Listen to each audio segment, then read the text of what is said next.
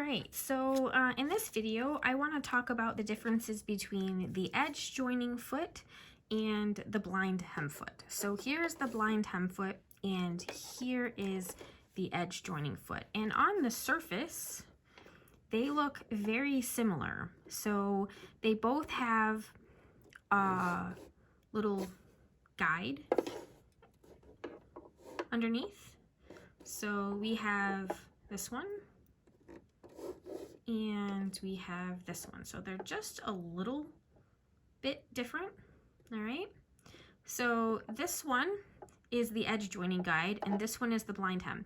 And the biggest difference between these two, besides the fact that they appear to have the guides attached on different sides of the feet, that isn't the part that actually sets them aside. The part that sets them aside is the area where the needle goes. So in this instance, so this part right here is the part where my needle position is. And then you can see on this particular foot here, I do have this bar. So this bar actually extends past where your needle position goes. So this is the part where the needle position goes, and you can see that bar is still in the way. On the edge joining foot, which some people, so edge joining foot, edge stitch foot, this has a lot of different names. Some people call the edge joining foot or the edge stitch foot the stitch in the ditch foot. It's very similar, but you can see in this particular foot here, there is nothing in the area here where your needle goes. So it's completely empty over here. That bar is much shorter. It just has a very narrow position. So with that in mind, the blind hem foot does not allow you to use every single needle position, including the center needle position. So if you were to try to do a stitch in the ditch with this particular foot, you could very well bend or break your needle, because as the needle comes down, it would be coming down right through that particular area right there.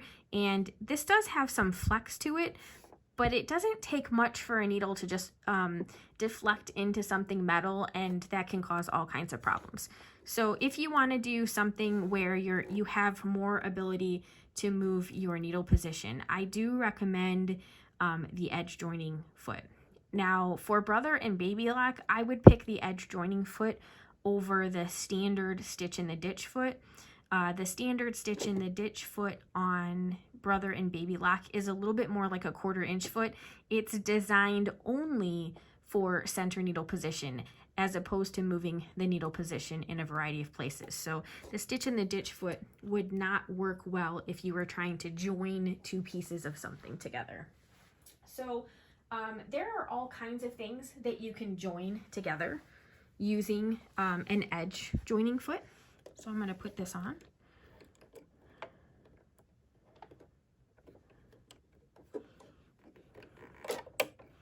All right. Get my thread out of the way. There we go.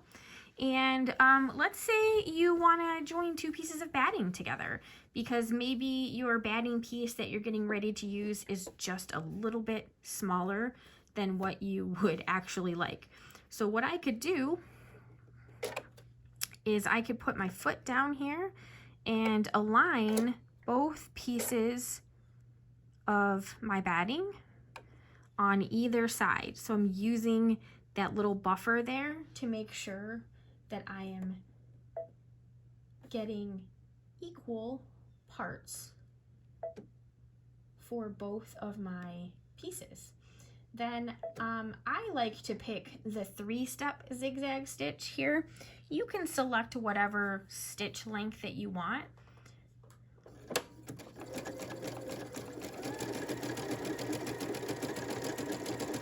By using the 3-step zigzag, it is actually putting a stitch kind of right in the middle of this, which helps prevent tunneling that sometimes happens when you stitch two pieces of material together. It wants to pull in on the center.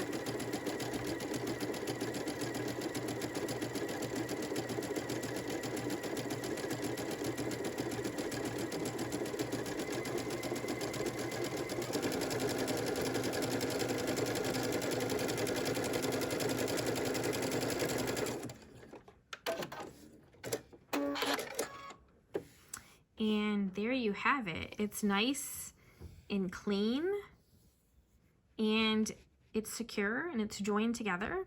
So that's a great use for the edge joining foot.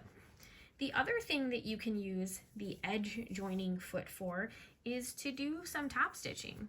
So normally when I'm doing top stitching, I am actually doing top stitching on something that is matching color, but I want you to be able to see what we're doing. So I'm going to do some top stitching on in white on this particular piece of material. This is a sample that I was using earlier for my blind hem stitch. So I'm going to put my foot down here, and now what I'm going to do is I'm actually going to move my needle position. So I'm going to go back to a straight stitch,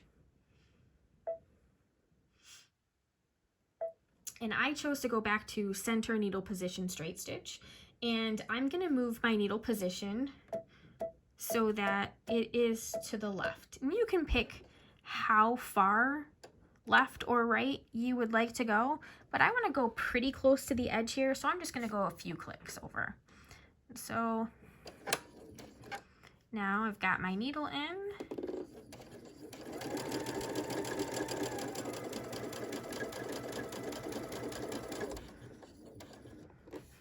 And this is going to allow me to be nice and straight. This is what's going to give you, like, I bought it in the store professional, or maybe even better than I bought it in the store, because sometimes if you really look closely at those things, they aren't made as well as we think. I think we're always much more critical of our own stuff and a little less critical maybe of the stuff that we see in the stores. So you can go all the way around and join. We're almost around.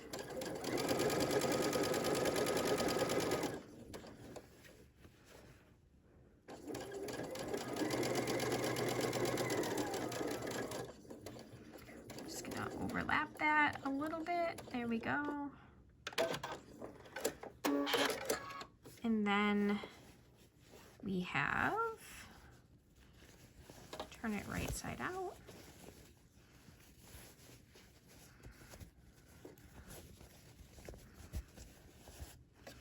So then we have really beautiful top stitching.